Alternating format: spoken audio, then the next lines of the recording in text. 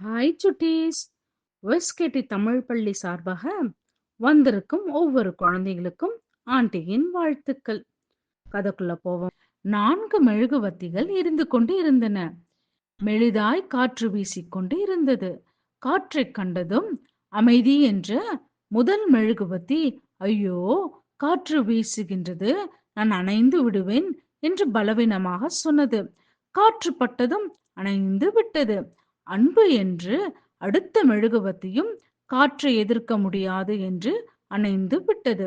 அறிவு என்ற 3வது மெழுகுவர்த்தியும் காற்றை எதிர்க்க முடியாமல் அணைந்தது. 4வது மெழுகுவர்த்தியோ காற்று வீசிய சில நொடிகள் போராடி ஜெயித்து விட்டது. அப்போது அந்த அறையில் ஒரு சிறுவன் நுழைந்தான். அடடா, 3 மெழுகுவர்த்திகளும் அணைந்து விட்டதே என்று கவலையுடன் சொன்னான். அதற்கு எரிந்து கொண்டிருந்த 4வது மெழுகுவர்த்தியோ, வருத்தப்படாதே, நான் இருக்கின்றேன், என்னை வைத்து மற்ற 3ஐயும் பற்ற வைத்துக்கொள் என்றது. சிறுவன் உடனே 4வது மெழுகுவர்த்தியை பார்த்து, உன் பெயர் என்ன என்று கேட்டான். நம்பிக்கை என்றதாம் 4வது மெழுகுவர்த்தி. சுட்டீஸ், வாழ்க்கையில் நாம் எந்த சூழ்நிலையிலும் எதை இழக்கக்கூடாது? இந்த கேள்விக்கு நீங்க சரியான பதில சொன்னீங்கன்னா பள்ளி முதல்வர் உங்களுக்கு பரிசளிப்பார். நாளை ஒரு கதை பார்ப்போம்.